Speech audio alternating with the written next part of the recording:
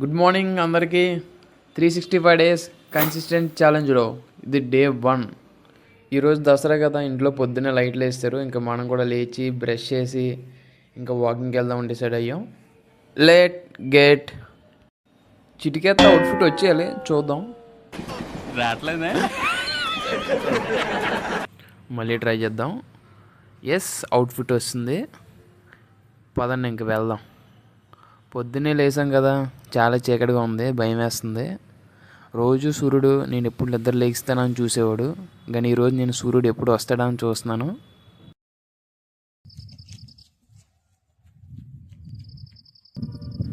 First రోజు కాబట్టి just లైట్గా జాగింగ్ చేశాను. మనం ఇలా కొత్తగా స్టార్ట్ చేసామో లేదో వర్షం కూడా వచ్చేస్తుంది. అయినా సరే ఈరోజు జాగింగ్ అయితే కంప్లీట్ చేసి ఒక 5 మినిట్స్ మెడిటేషన్ అయితే చేశాను. ఫస్ట్ రోజు కాబట్టి పెద్దగా ఫోకస్ చేయలేకపోతున్నాను. మైండ్లో ఏదో రన్ అవుతూ ఉంటున్నాయి అలాగా. ఇంకా పండగ అంటే తెలిసిందే కదా, మామిడాకులు అవి ఇవి చిన్న చిన్న పనులు ఉంటాయి. అవన్నీ కంప్లీట్ చేసుకొని ఫ్రెష్ అయ్యి, ఇది మన దసరా అవుట్ఫిట్ అనమాట. షర్ట్లింకు బయోలో ఇస్తున్నటువంటి ఏమీ లేవు. అప్పటికే మా అమ్మ పూజ అయితే కంప్లీట్ చేసింది. ఇంకా మనం కూడా దేవుడి గదిలోకి వెళ్ళి అమ్మవారికి దండం పెట్టుకున్నాం. బై ద వే అందరికీ హ్యాపీ దసరా.